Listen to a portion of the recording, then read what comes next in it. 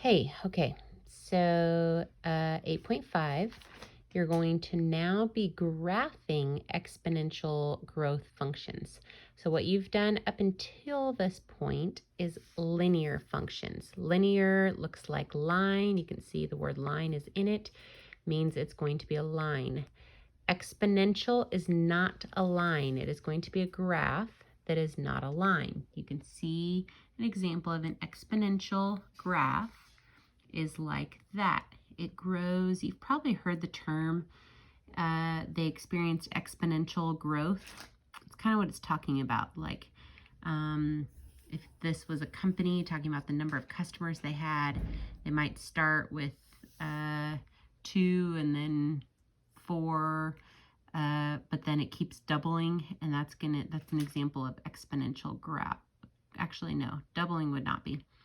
Exponential growth would be if it went from 2 to 4 to 16 to so on and so forth. So here we go. We're going to write a rule for the function. So this one, x is -2, -1, 0, 1, and 2. Y is 2, 4, 8, 16, and 32. So you can see it's going up. Basically, if it was 2 squared, it'd be 2 squared, 2, well, each time we're doubling it, 4, 8, 16, 32. And so if we know it's y equals abx, which is what an exponential growth is going to be, where b equals the number 2. Let's start with 2, and we're going to go up each time. So then we can plug all of those in, find the value of a by finding the value of x when find the value of y when x equals 0. So if we put x equals 0 up there, which doesn't matter what b is, then that's always going to equal 1, because anything to the 0 component is going to be 1. And so that's what y equals. And in that case, when x is 0, y is 8. So we could say 8. We know that a equals 8. So we can say the function is y equals 8 times 2 to the x power.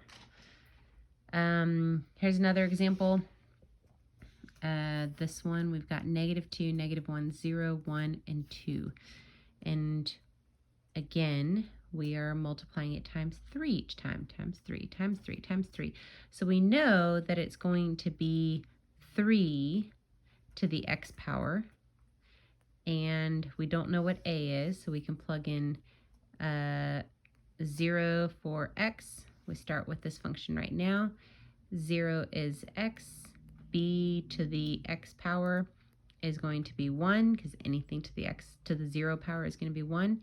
And in that case, y equals 27, or b, y and a both equal 27. Sorry, I'm getting all my words mixed up here.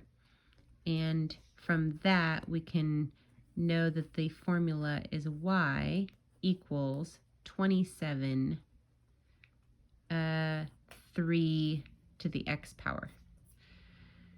The way to, one way to kind of test this out would be putting in a different, we know it works for 0 and 27, so we could test out by putting in another one. And so if we did 3 to the 1 power, so 27 times 3 is going to equal 81. Or let's do 3 to the -1 power is going to be 1/3, or 1/3, and 27 times 1/3 is going to be 9. Okay, now we're going to graph one of these. Graph y equals 2 to the x power. So similar to the one we did in example 1, that ended up being y equals 8, 8 times 2 to the x power. But this one we don't have the 8, so it's going to start with 0, 1 is one of our first function, or first whatever, deals, because we know once x is 0, then y equals 1. It's always the case unless there's something different for, unless there's an a there, then, because y will equal whatever that a is when x is 0. So in this case, a is 1, or there is no a, and so we're going to put 1 there, which puts it right there on the graph, 0, 1. And then we can do 1 and 2, or -1 and -2, and you can see right there the way it goes up very quickly. And that's how, so you graph it. You don't use a straight edge for graphing these. You're just going to do a few lines, and then you're going to connect them like that.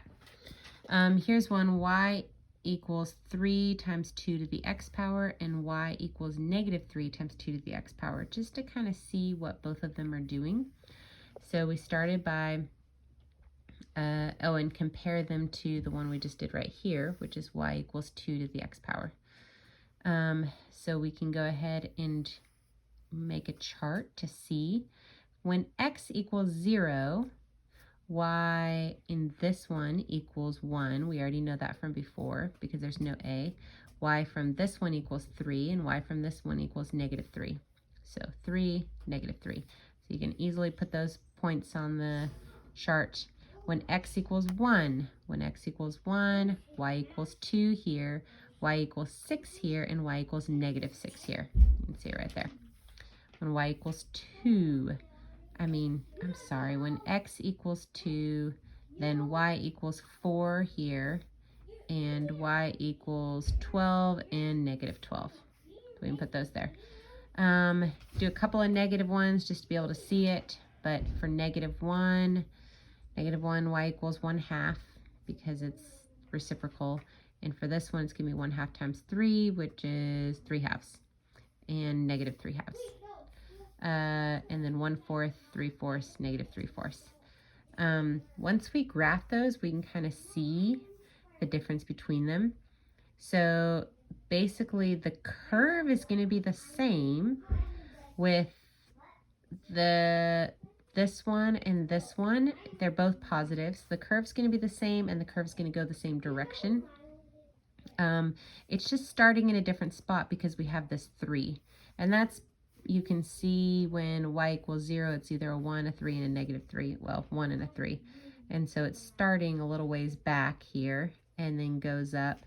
And they're, I don't know if I can say parallel, because parallel is always compared to lines. But these two graphs will never touch each other apart from, actually, they will never touch each other. They'll get really, really, really, really, really close to each other, and this line goes on forever and ever in this direction. But technically, it will never touch because they never get to the line. They never get to 0. And then they follow the exact same growth chart. They're just, if you took one and you just moved it that direction. This one is going to be the mirror image of the red, and the green are going to be mirror images of each other. And that's because of this negative. The negative is going to make it go down really fast. But they're the positive and negative sides of each other. Okay, so this y equals a times 1 plus r to the t. I don't know why they're showing that for instead of line x, but it's really the same as this, except we're doing 1 plus, and this is talking about the growth model. And so a is our initial amount, 1 plus r is the growth factor, t is the time period. So we've got a owner of this convertible, sold the car at auction. The owner bought it in 1984 when its value was $11,000. The value of the car increased at a rate of 6.9% per year. So we're using this right here, cost equals A, which is the initial amount. We know that from right there, 11,000. 1 plus 0.069. Okay, now I understand why they said 1 plus whatever. Growth factor is a percentage, and it's going to be for like 6.9%.